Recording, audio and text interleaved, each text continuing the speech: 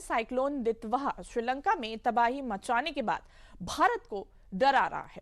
श्रीलंकाई तट से ये भयानक चक्रवात धीरे धीरे भारत की ओर बढ़ रहा है। श्रीलंका में साइक्लोन दितवाह से अब तक 46 लोगों की मौत हो चुकी है, वहीं 23 लोग अभी भी लापता हैं। रेस्क्यू टीम राहत बचाव के काम में लगी हुई है। मौसम विभाग ने चेतावनी दी है, इसका सबसे ज्यादा प्रभाव 29 से 30 नवंबर को होगा। तमिलनाडु पुडुचेरी में इसका सबसे ज्यादा प्रभाव देखने को मिलेगा। तो देखिए, साइक्लोन दितवाह भारत में अब दहशत फैलाने की ओर बढ़ गया है। श्रीलंका में तबाही मचाने के बाद अब इसका जो रुख है वो भारत की तरफ हो गया है। अब तक अगर हम श्रीलंका की बात करें तो 46 लोगों की मौके पर मौत हो चुकी है। आप 4 तस्वीरें भी देख सकते हैं। साइक्लोन दितवाह से किस तरह से तबाही देखने को मिल रही है, वहीं राहत और बचाव कार्य भी जारी है। श्रीलंका में जगह जगह लैंडस्लाइड देखने को मिली है। वहीं पीएम मोदी ने भी दुख जताया है। अब देखिए, श्रीलंका के बाद इसका जो रुख है वो भारत की तरफ हो चुका है और यह भी कहा जा रहा है कि अगले 12 घंटों में इसकी जो तीव्रता है वो और बढ़ जाएगी। तो देखिए,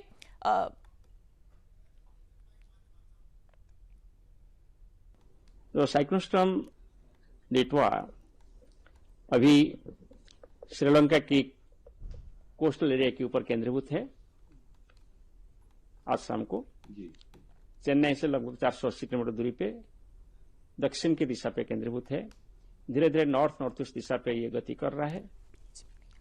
कल सुबह तक श्रीलंका से निकलते हुए दक्षिण पश्चिम बंगाल की खाड़ी में केंद्रीभूत होगा।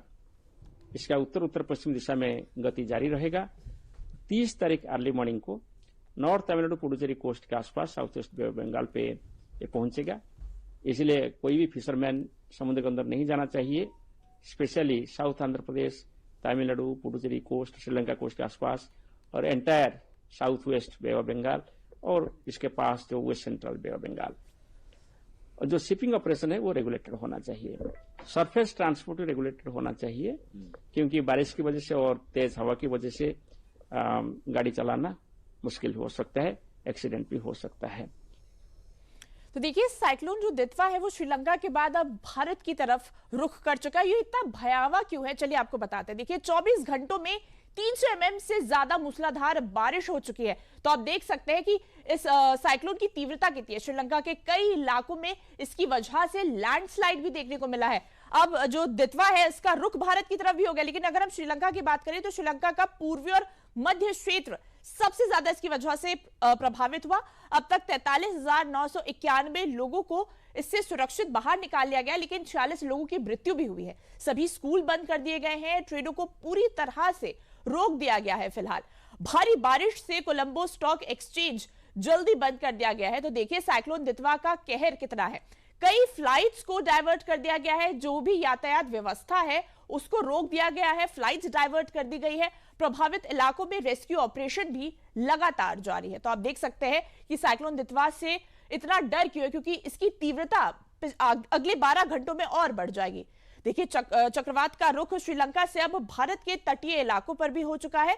तो मतलब अब इसका जो कहर है वो भारत में भी है। उत्तर तमिलनाडु, पुडुचेरी, दक्षिण आंध्र प्रदेश, तेलंगाना और केरल तक इसका जो खतरा है वो देखने को मिल रहा है। भारत के तटीय इलाकों में 30 नवंबर तक मौसम बेहद खराब होने की आशंका है। तो देखिए, 30 नवंबर तक मौसम खराब रह सकता है। तटीय इलाकों में मछुआरों को भी सतर्क कर दिया गया है कि समुद्र से दूर रहें।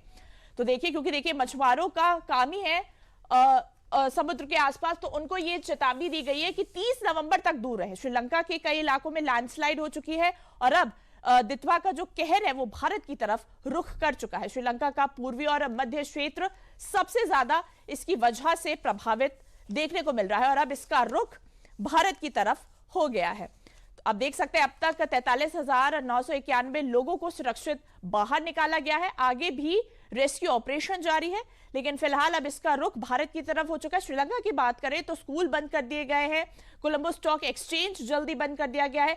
फ्लाइट्स के रूट डाइवर्ट कर दिए गए हैं। यातायात व्यवस्था को अभी बाधित किया गया है। मछुआरों को यह चेतावनी दी गई है कि 30 नवंबर तक समुद्र से दूर रहें।